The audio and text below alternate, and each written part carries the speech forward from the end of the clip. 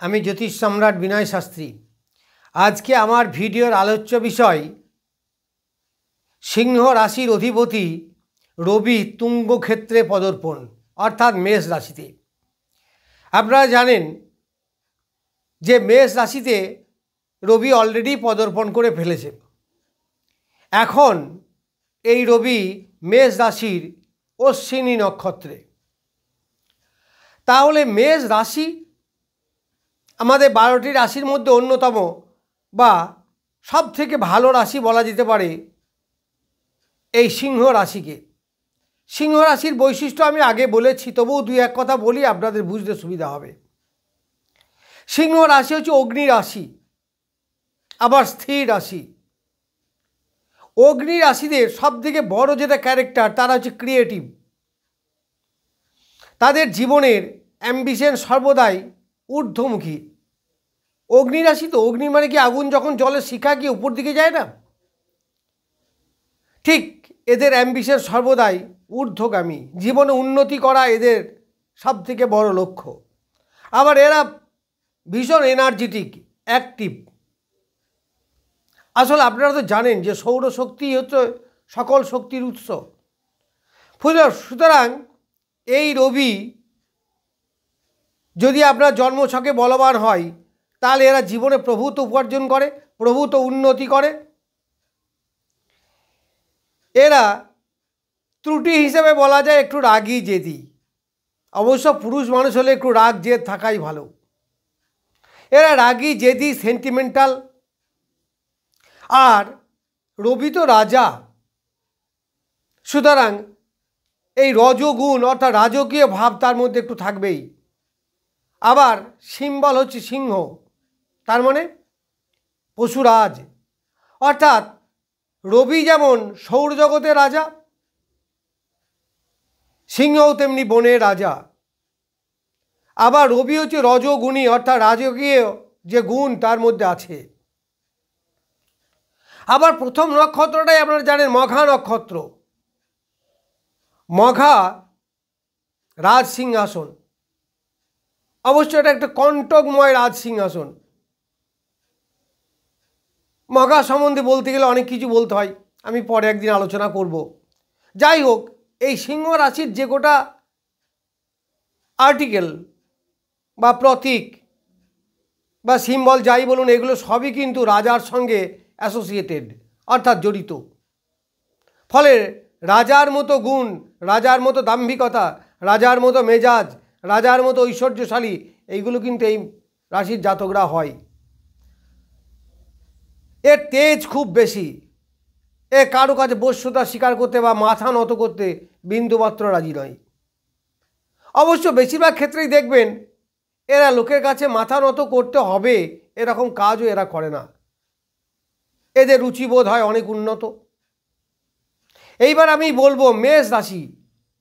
এই যে সিংহ রাশির অধিপতি রবি, এই গোটা বৈশাখ মাসটাই মেষ রাশিতে থাকবে। মেষ রাশিও কিন্তু অগ্নি রাশি। ফলে রাগ জেদ সেন্টিমেন্ট এইগুলো তার থাকবে। আবার ওটা মঙ্গলের অগ্নি। মঙ্গলের অগ্নিকে আমরা সাধারণত কৃত্রিম বা আর্টিফিশিয়াল ফায়ার বলি, আর রবির যেটা সেটা হচ্ছে প্রাকৃতিক। তাহলে এই অগ্নি রাশির অধিপতি অগ্নি রাশিতেই গিয়ে থাকলো বা বসলো। ফলে কি হবে, এই রাশির গুণগুলো দারুণভাবে ফুটে উঠবে। ফলে এই যে মেষ রাশি বা মেষ লগ্নের জাতক, এর এই সারা মাসটাই অনেক কিছু পাবেন। প্রথম কথা হচ্ছে লগ্নপতি বা রাশির অধিপতি রবি, সে গিয়ে নবমে বসেছে। আবার জোডিয়াকের লগ্ন হয়েছে এটা প্রথম ঘর। তাহলে এই জায়গাটা নিঃসন্দেহে ভালো জায়গা। তাহলে রবি এই যে ভালো জায়গা, ভালো আশ্রয়, এখানে কি হবে, নিশ্চিত ভালো ফল দেবে। আবার এই রবি হচ্ছে সরকার, যারা রাজনীতি করেন তাদের পক্ষে খুব ভালো। যাদের চাকরি পাওয়ার যোগ আছে তাদের পক্ষেও ভালো।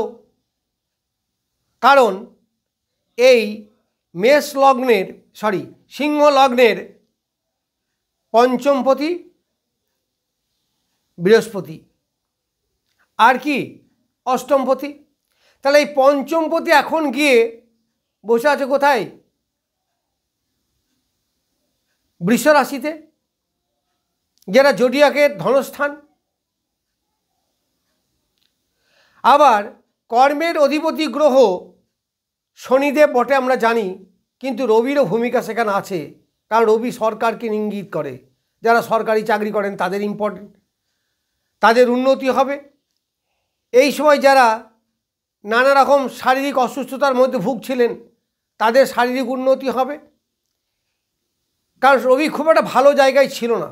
প্রথম কথা হচ্ছে অষ্টম ঘর মিনে ছিল, আবার সেখানে শনি, রাহু, শুক্র এদের সঙ্গে, ফলে এই জাতকরা একদমই ভালো ছিলেন না। নানা রকম দুর্ঘটনার কবলেও হয়তো অনেকে পড়েছেন, বাধা বিপত্তি ইত্যাদির মধ্যে দিয়ে চলেছেন। তারা কিন্তু সেই বাধাগুলো অতিক্রম করে একটা সুন্দর সাবলীল জায়গায় প্রবেশ করবেন, ফলে এই মাসটা তাদের ভালোই যাবে। দেখুন, রাজা যদি তার রাজ্যের নিজের সিংহাসনে বসে থাকে তাহলে কি ভালো নয়? তাই এইটা রবির হচ্ছে তুঙ্গ ক্ষেত্র, অর্থাৎ রবি সব থেকে ভালো থাকেন এই ঘরে। আবার এই ঘরে ভীষণ বলশালীও হয়। আবার ঘরটা যেহেতু নবম ঘর, এমনিতেই রবি পিতার কারক, আবার নবম ঘরে, ফলে পিতার প্রভূত উন্নতি হবে এই সময়। যাদের পিতারা রোগে শোকে ভুগছিলেন তাদের রোগমুক্ত হবে, পিতার ডেভেলপমেন্ট হবে, পিতার আয় উপার্জন বৃদ্ধি পাবে, পিতার সঙ্গে এই জাতকদের মনের মিলও হবে ভীষণ। তাহলে এই জাতকরা এই গোটা বৈশাখ মাস প্রভূত উন্নতি করবেন, সঙ্গে শরীর এবং মনও তাদের ভালো থাকবে, খারাপ কিছু তো নেই। এইবার একটু নক্ষত্র সম্বন্ধে বলি, কারণ এত ভিডিও যে প্রত্যেকটা নক্ষত্র সম্বন্ধে বলা খুব মুশকিল, সময় হয়ে ওঠে না। এরপরে ধরুন ক্লায়েন্ট দেখার ব্যাপার আছে, ভিডিও তৈরি করার ব্যাপার আছে, ইত্যাদি নানা সমস্যা, বা সময় পাওয়া খুব মুশকিল হয়। যাই হোক, তাহলে এই সিংহ রাশিতে 3টি নক্ষত্র আছে। কি কি? মঘা, পূর্ব ফাল্গুনী এবং উত্তর ফাল্গুনী। মঘা কেতুর নক্ষত্র। মঘার অধিপতি কে? কেতু। মঘা হচ্ছে রাজ সিংহাসন। এই মঘা যাদের জন্ম নক্ষত্র হবে তাদের কাউন্ট করুন তো, ওই অশ্বিনী নক্ষত্রও তাদের ওই জন্ম নক্ষত্রই হবে। ফলে জন্ম নক্ষত্রে যদি বলশালী গ্রহ প্রবেশ করে, তুঙ্গস্থ গ্রহ প্রবেশ করে, তাহলে কি শরীর ভালো থাকবে না? জন্ম নক্ষত্র মানে কি? বিশেষ করে শরীরের কাজ করে, মনের কাজ করে। সুতরাং শরীর এবং মন মানসিকতা এই অশ্বিনী নক্ষত্রে যতদিন থাকবে ভালোই থাকবে, স্পিড বেড়ে যাবে। অশ্বিনী নক্ষত্রের প্রতীক কি? অশ্বিনী কুমারদ্বয়। এই অশ্বিনী কুমারদ্বয়ের গল্প হয়তো জানেন, আমি আগে বলেছি, তবুও এক লাইনে বলি, যে রবির স্ত্রী সংজ্ঞা রবির তেজ সহ্য করতে না পেরে ছায়াকে রেখে তিনি বনে চলে যান। তারপরে আরও অনেক কিছু ব্যাপার আছে, অত আমি বলছি না। তারপর সেই বনে গিয়ে যখন তিনি তপস্যা করছিলেন, রবি যখন বুঝতে পারে যে এ সংজ্ঞা নয় ছায়া, তখন রবি ওই স্ত্রীর খোঁজে যায়। যখন সংজ্ঞা বুঝতে পারলো যে রবি এসেছে, তখন সে এক ঘটকীর রূপ ধরে ছুটে পালাচ্ছিলেন, আর রবিও তখন এক ঘটকের রূপ ধরে সেখানে সংহার করে এই বনের মধ্যে, যার ফলে জন্ম হয় এই অশ্বিনী কুমারদ্বয়ের, যার জন্য তার মাথাগুলো হয় ঘোড়ার মতো আর পাগুলো হয় মানুষের মতো। এই অশ্বিনী কুমারদ্বয় হচ্ছে দেবতাদের ডাক্তার। অর্থাৎ এই নক্ষত্রে যাদের জন্ম হয় তাদের বেশিরভাগ ক্ষেত্রে ডাক্তার হয়। ডাক্তার না হলেও চিকিৎসা শাস্ত্র সম্বন্ধে তাদের একটা জ্ঞান থাকে আলাদা, কারণ এরা তো জন্মগতই ডাক্তার। আবার এই নক্ষত্রে পঞ্চমপতি যদি কারো থাকে, পঞ্চমপতি কাদের? যাদের মেষ লগ্ন, তাদের রবি যদি এই নক্ষত্রে থাকে বা যে কোনো গ্রহ, যে কোনো লগ্ন সাপেক্ষে যে কোনো গ্রহ পঞ্চমপতি যদি এই নক্ষত্রে থাকে, তাদের যমজ সন্তান হয়। আবার এই নক্ষত্রে জাতকরা যদি ভাই হয় তাহলে দুই ভাই বা দুই বোন বা ভাই বোন দুটো হবে, যাই হোক, কারণ অশ্বিনী কুমার দয়। এরা প্রচণ্ড স্টাউট হয়, তেজি হয়, স্পিডি হয়, চটপটে হয়। এই অশ্বিনী কুমার দয় এরা নিরলস পরিশ্রম করতে পারে। তাহলে যাদের মঘা নক্ষত্রে জন্ম, তাহলে রবি যখন এই নক্ষত্রে প্রবেশ করেছে, তাহলে তাদের তেজ, এনার্জি, কর্ম করার দক্ষতা, সাহস, শরীরের সুস্থতা এগুলো বাড়বে, নিশ্চিত বাড়বে। তো যুক্তিগত, লজিক। আমি কিন্তু আমার মনের মতো বলছি না। দেখুন না, আমি যে লজিকটা দিচ্ছি, যদি আপনার পছন্দ না হয় আপনি আমাকে জিজ্ঞাসা করুন। আমি যেটুকু বুঝছি, যতটুকু শাস্ত্র আমি পড়েছি, আমার দীর্ঘ 26 বছরের যে অভিজ্ঞতা, সব মিলিয়ে আমি এইগুলো বলছি। জানি না আপনাদের কেমন লাগছে। এইবার যাদের 11 নক্ষত্রে জন্ম, পূর্ব ফাল্গুনী, তাহলে 11 মানে কি? 2, 1 আর 1 2। তাহলে 2 যদি জন্ম নক্ষত্র হয়, তাহলে 1 হবে তাদের অতিমিত্র নক্ষত্র। অতিমিত্র মানে কি? দারুণ বন্ধু, বেস্ট ফ্রেন্ড বলা যেতে পারে। তাহলে বেস্ট ফ্রেন্ড যদি কাছে থাকে, তাহলে তার আবার ভয় কি? তাহলে প্রভূত উন্নতি নিশ্চয়ই তার হবে। ফলে যাদের পূর্ব ফাল্গুনী নক্ষত্রে জন্ম, তাদের অতিমিত্র নক্ষত্র হচ্ছে ওই অশ্বিনী নক্ষত্র। ফলে তারাও ভালো ফল পাবে।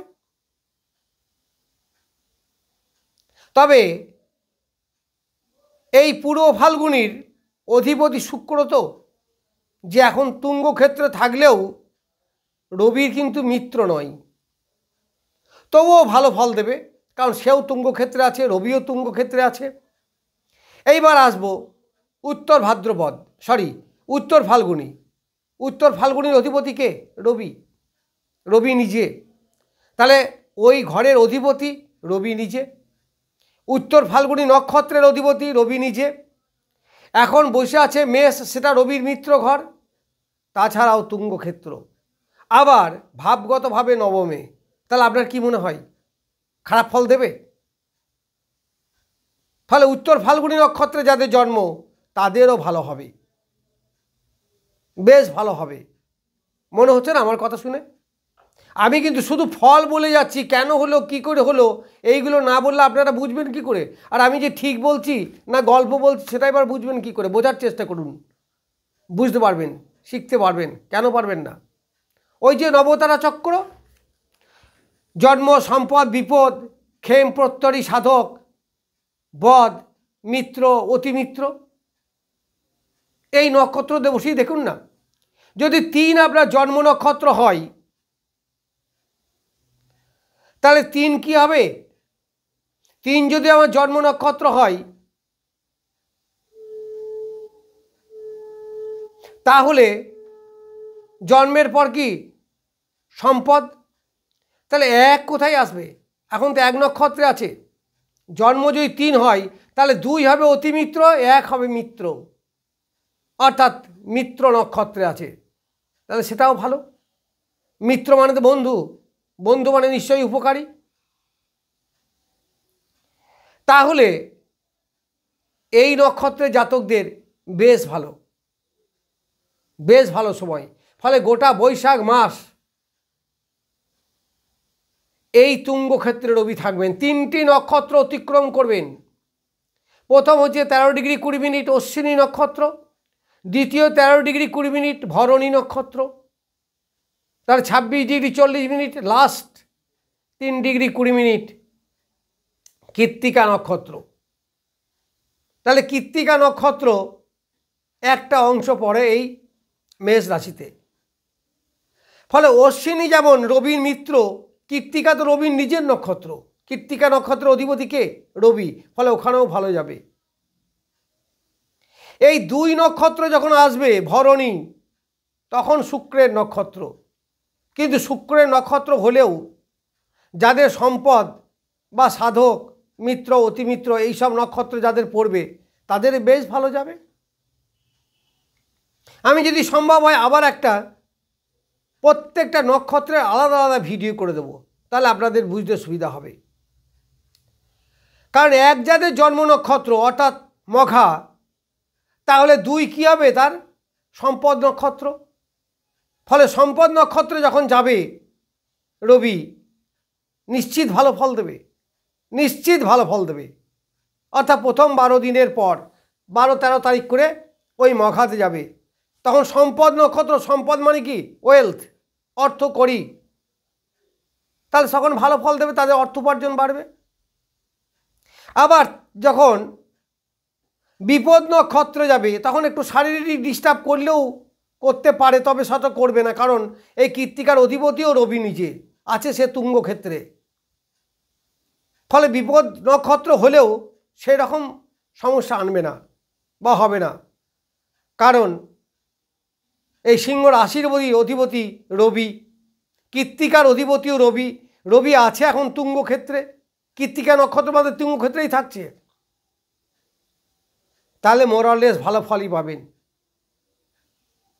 এবার 2 যাদের জন্ম নক্ষত্র, 1 তাদের কাছে অতিমিত্র নক্ষত্র, তাহলে 3 তাদের কাছে সম্পদ নক্ষত্র।